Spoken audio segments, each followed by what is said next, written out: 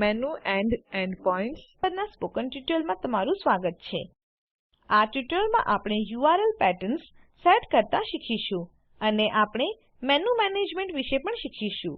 આ tutorial record કરવા માટે હું ઉપયોગ કરી રહી છું Ubuntu Linux operating system, Drupal 8 અને ફાયરફોક્સ વેબ બ્રાઉઝર.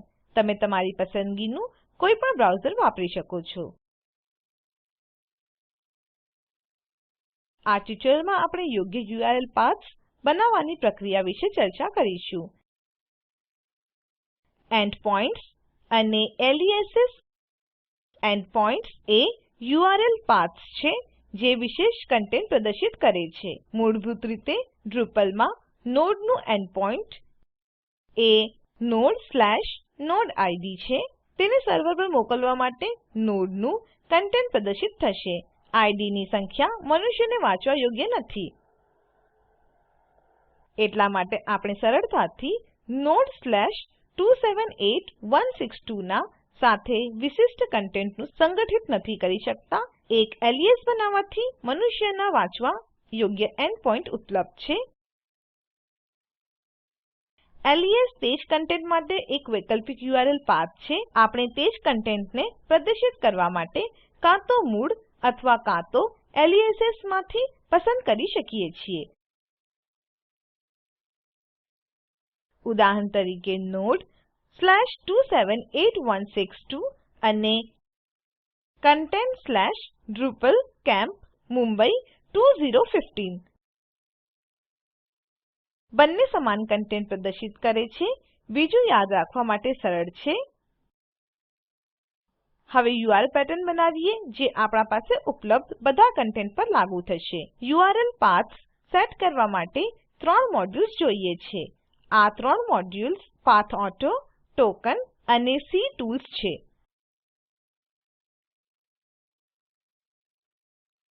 આગળ વધો અને તમારી મશીન પર પાથોઆટો ઇન્સ્ટોલ કરો. પાથોઆટો પ્રોજેક્ટ પર પાછા આવો. તમે જોઈ શકો છો કે પાથોઆટોને ટોકન અને સીટૂલની જરૂરિયાત છે. ટોકન અને સીટૂલ્સ ઇન્સ્ટોલ કરો. આ મોડ્યુલ્સને ઇન્સ્ટોલ કરવા પછીથી ઓન કરો. અથવા પછીથી આપણે આગળ વધવા માટે તૈયાર છીએ. અહીં નીચે ડાબી બાજુએ કોન્ફિગરેશન પર ક્લિક કરો. સર્ચ એન્ડ મેટાડાટા સેક્શનમાં તમે યુઆરએલ એલિયાસિસ જોશો. મૂળભૂત રીતે અહીં કોઈ પણ યુઆરએલ એલિયાસિસ ઉપલબ્ધ નથી. પેટર્ન ટેબ પર ક્લિક કરો. એડ પાથોઆટો પેટર્ન બટન પર ક્લિક કરો. પેટર્ન ટાઇપ ડ્રોપ ડાઉન પર ક્લિક કરો. અહીં આપણે ફોરમ, કન્ટેન્ટ, ટેક્સોનોમી ટર્મ્સ અને યુઝર માટે વિવિધ પેટર્ન બનાવી શકીએ છીએ. ઉદાહરણ તરીકે હું કન્ટેન્ટ પસંદ કરીશ. પાથ પેટર્ન ફિલ્ડમાં આપણને ટેમ્પલેટ પૂરું પાડવાનું છે. ટેમ્પલેટ વેરિયેબલને ટોકન્સ કહેવાય છે. તે દરેક એન્ટિટી માટે ઝડપથી બને છે. ટોકન મોડ્યુલ તે વેરિયેબલને પ્રદાન કરે છે જ્યારે તમે કોઈ ઇનપુટ ફોર્મમાં બ્રાઉઝ અવેલેબલ ટોકન્સ ને જોઈ શકીએ છીએ. તો આપણે પૂર્વ વ્યાખ્યાયિત ટોકન્સ ઉમેરી શકીએ છીએ. પાથ પેટર્ન બોક્સ પર ક્લિક કરો જ્યાં તમે ટોકન્સ ઉમેરવા ઈચ્છો છો. ટાઈપ કરો content/ પછી બ્રાઉઝ અવેલેબલ ટોકન્સ લિંક પર ક્લિક કરો. અવેલેબલ ટોકન્સ દેખાડવા માટે એક પોપ-અપ વિન્ડો ખુલે છે. ધારો કે આપણને આવું પેટર્ન જોઈએ છે content/title of the page. તો પેજના માટે ટોકન અને નોડ્સ વિભાગમાં છે. નોડ્સ સેક્શનના જમણા એરો બટન પર ક્લિક કરો. ટોકન નોડ ટાઇટલ પસંદ કરો જે પેજના ટાઇટલ દ્વારા બદલાવાયું છે. આ ફોર્મ બોક્સમાં કર્સર લોકેશન પર નોડ ટાઇટલ ઉમેરાશે. જો એવું ન થાય તો બોક્સ પર ક્લિક કરવાનું નિશ્ચિત કરો અને આવશ્યકતા અનુસાર કર્સરને ખેંચો. ટોકનને ફરી પસંદ કરો. કન્ટેન્ટ ટાઇપમાં આપણે એન્ટિટી ટાઇપને પસંદ કરીએ છીએ જે પર આ પેટર્ન લાગુ થવું જોઈએ. ચાલો બધા ટાઇપ્સને પસંદ કરો કેમ કે આ પેટર્નને બધા માટે એક ડિફોલ્ટ થઈ જાય છે. આ સેટિંગ વિશિષ્ટ ટાઇપ માટે ઓવરરાઇડ કરી શકે છે. ઉદાહરણ તરીકે આપણે યુઝર ગ્રુપ /node ટાઇટલ બનાવી શકીએ છીએ. એ ફક્ત યુઝર ગ્રુપ માટે લાગુ કરી શકાય છે. લેબલ ફિલ્ડમાં ટાઇપ કરો કન્ટેન્ટ ટાઇટલ, પછી સેવ બટન પર ક્લિક કરો. અહીં આપણે નવું પેટર્ન તપાસી શકીએ છીએ જેને આપણે હમણાં બનાવ્યું છે. આ પેટર્ન ઉમેરાયેલા બધા કન્ટેન્ટ્સના માટે યુઆરએલ એલિયાસિસ બનાવવા માટે લાગુ કરવામાં આવશે, પણ આ હાલના કન્ટેન્ટ્સના માટે યુઆરએલ એલિયાસિસ બનાવશે નહીં. હાલના કન્ટેન્ટ્સમાં આને લાગુ કરવા માટે બલ્ક જનરેટ ટેબ પર ક્લિક કરો, કન્ટેન્ટ ટાઇપ પસંદ કરો અને અપડેટ બટન પર ક્લિક કરો. યુઆરએલ એલિયાસિસ ને બનાવવાનું શરૂ કરી દીધું છે.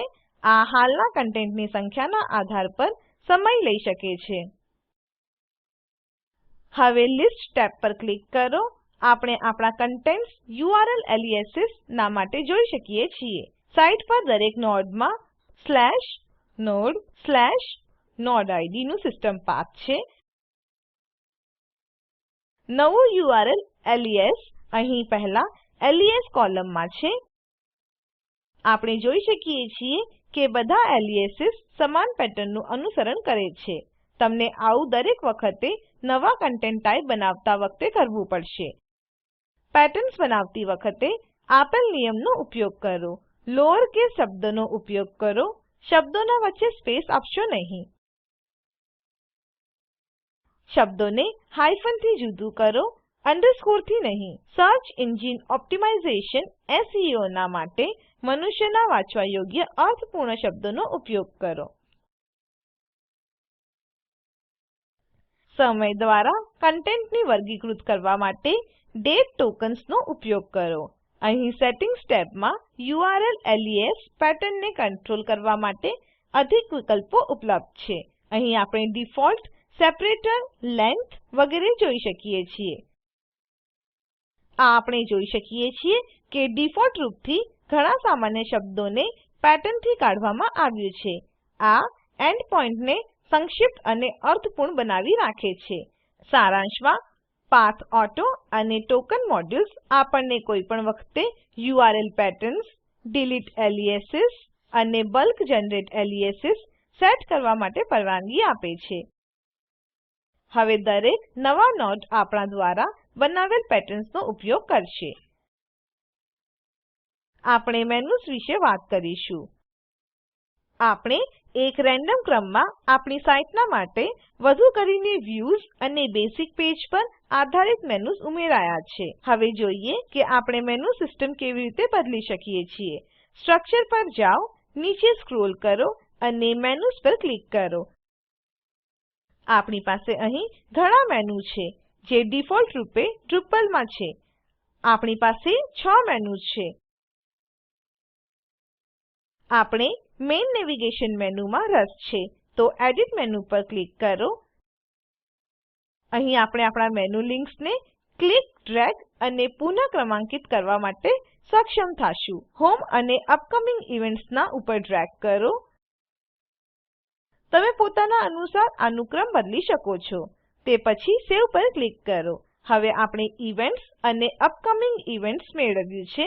ઇવેન્ટ્સને ક્લિક કરો અને ઉપરની તરફ ડ્રેગ કરો અને પછી અપકમિંગ ઇવેન્ટ્સ ને જમણી બાજુએ ડ્રેગ કરો. આ સબ મેનુ બનાવશે. આ ખૂબ સરળ છે. સેવ પર ક્લિક કરો અને આપણા ફ્રન્ટ પેજ પર એક નજર નાખો. નોંધ લો કે આપણને આપણા 4 મેનુ મળી ગયા છે. આપણા ઇવેન્ટ સબ મેનુ ક્યાં ગયા? નોંધ લો કે ડ્રુપલમાં બધા થીમ્સ સબ મેનુ કે ડ્રોપ ડાઉન મેનુ ને સપોર્ટ નથી કરતા. બાટિક થીમ એમાંથી એક છે. હમણાં માટે સ્ટ્રક્ચર, મેનુસ પર જાઓ અને મેઇન મેનુ ને એડિટ કરો. અપકમિંગ ઇવેન્ટ ને ફરીથી અહીં ઉપર ડ્રેગ કરો. સેવ પર ક્લિક કરો. શું જો આપણે આપણી સાઇટના વિશિષ્ટ સેક્શનના માટે અથવા વિશિષ્ટ નોડના માટે લિંક જોઈએ છે? ઉદાહરણના માટે, જો મને ફોરમ્સના માટે એક મેનુ લિંક જોઈએ છે, તો મેં સાઇટ પર જઈશ. ફોરમ પેજ પર જાઓ, વાસ્તવિક URL ને કોપી કરો જે ફક્ત /forum છે. પછી પાછા આવો અને એડિટ મેનુ અને ત્યારબાદ એડ લિંક પર ક્લિક કરો. આને ફોરમ નામક ટાઇટલ આપો અને કોપી કરેલ લિંકને પેસ્ટ કરો. જો તમે વિશિષ્ટ કન્ટેન્ટને ભાગ જોઈ રહ્યા છો તો F અથવા G ટાઈપ કરો. આ અક્ષરથી શરૂ થવાવાળા બધા નોડ દેખાશે. ઉદાહરણના માટે જો આપણે A ટાઈપ કરીએ છીએ તો બધા નોડ્સ જેના ટાઇટલ A છે તે દેખાશે. આપણે એક પસંદ કરીશું જે આપણે જોઈ રહ્યા હતા અને આ આપણને બતાવશે કે આ નોડ ID નંબર 1 છે. જો આપણે ઇન્ટરનલ પાથ જોઈએ છે જેમ કે નોડ ઉમેરવાની ક્ષમતા તો /node/add રહેશે. જો આપણે આને હોમ પેજ પર લિંક કરવા માંગીએ છીએ તો તે ફ્રન્ટ રહેશે. પણ આપણે આને અહીં /forum ઈચ્છીએ છીએ જે કે ફોરમ લિંક છે. સેવ પર ક્લિક કરો અને અહીં આપણી પાસે ફોરમનું લિંક છે. સેવ પર ક્લિક કરો. ફરીથી તપાસો કે આ કાર્ય કરી રહ્યું છે કે તો આને સારી રીતે સમજવા માટે તે પર કાર્ય કરો. આપણા મેનુ સિસ્ટમમાં કન્ટેન્ટ ટાઇપ અથવા વ્યૂના માટે મેનુ આઇટમ બનાવવા માટે સરળ રહેશે. આ સાથે આપણે આ ટ્યુટોરીયલના અંતમાં આવ્યા છીએ. ચાલો સારાંશ લઈએ. આ ટ્યુટોરીયલમાં આપણે શીખ્યા URL પેટર્ન્સ, સેટિંગ કરવું અને મેનુ મેનેજમેન્ટ.